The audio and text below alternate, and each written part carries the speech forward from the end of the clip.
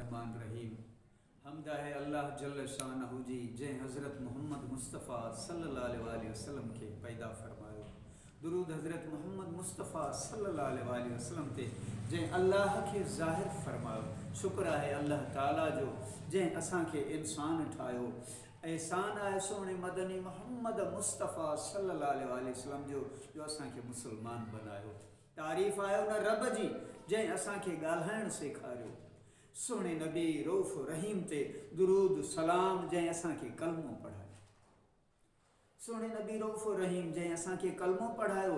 रब बेनियाज़ जो करम जै असां के ईमान अता कयो। दुरूद साहिब तख्तो ताज ते जै असां के क़ुरान ॾिनो। हमद उन मालिक यौमिद्दीन जी जै ज़मीन मथां इंसान पखेड़े छॾिया। दुरूद उन शाह अर्श ते जै पखेड़ियल इंसान के जमा फरमायो।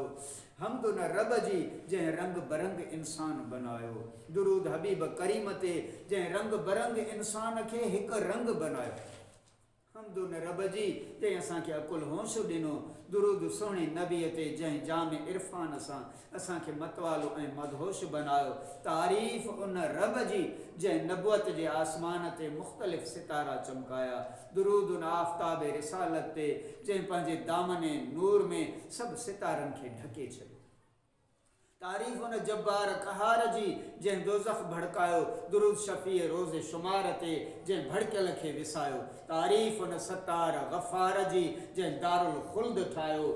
दुरूद मदनी सरकार ते जै दारुल ख़ुल्द आबाद खे वसायो।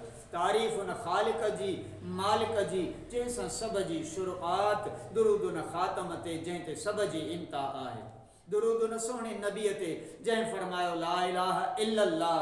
तारीफ़ उन अल्लाह जी जै फरमायो मोहम्मदुर रसूलुल्लाह सल्लल्लाहु अलैहि वसल्लम।